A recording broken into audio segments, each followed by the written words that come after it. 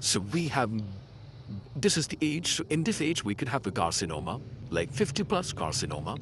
Okay, we with the history of the swallowing difficulty. Okay, so it could be the carcinoma, it could be the achalasia, it could be the Zenkers Diverticulum, it could be like some other sort of like, infectious or like some TB or like fungal stuff, which could going on, which could lead to the, perforation or like fistula or stuff like that. Okay, coughing during the meals is our first sign and symptom.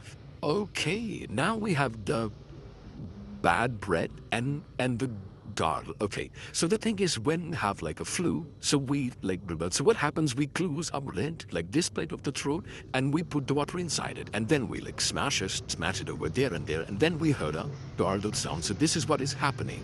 So we have like the bad breath like this. At breath, you have to rule every other thing and take this. We know that this is a Zenkers Diverticulum. So what happened? This is your cricopharyngeal and inferior constrictor. So it doesn't relax. Food is coming, it needs to relax and then let go of the food, right? But when it doesn't relax, so there's going to be a lot of pressure of food because it can't go anywhere. So your mucosa is going to herniate. So when the mucosa is going to herniate, your food will be stored over this and it might regurgitate and you have like the undigested food. For example, the meds you have taken, it's going to right there and there.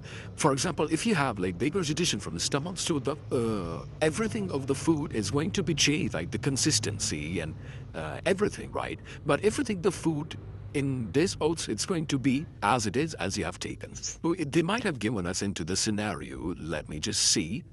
I don't. Oh yeah, it regurgitates the food. Yeah, this is your take method. This is what I'm talking about, like this one, okay? So what happens is, so Nabda, Zenkers Diverticulum. Okay, so what happens is we have to look for the contrast study and we need to move it like surgically, myotomy of the cricopharyngeus, this muscle. We need to open this muscle and meta it with esophagus or like remove the diverticulum. This is the cure. So what happens? These muscles then relax, so the food increases the pressure. So food gets herniated through the mucosa.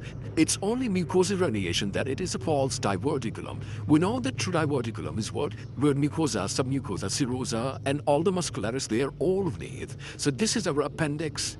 This is our macles diverticulum, and this is the false. And also all the diverticulars are also the false because only mucosa is herniating. So you have the bad breath, you have the recurrent pulmonary infections. It could represent as, respiratory symptoms as well. So this is what we do to the false diverticulum. It's going to give you a dysphagia, it's going to give you a bad head, you might have the gargles. You have to do that, the contrast study. You need to correct it surgically by opening this muscle up.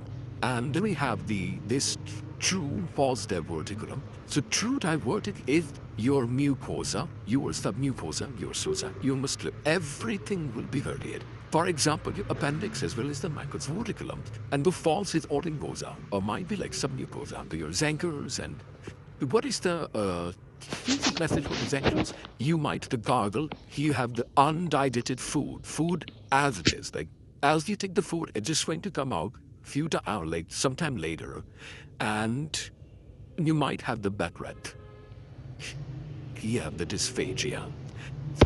If you have like any TB infection, any fungal infection in the middle esophagus, which is also going to give you a true diverticulum because there is going to be a herniation of intestine.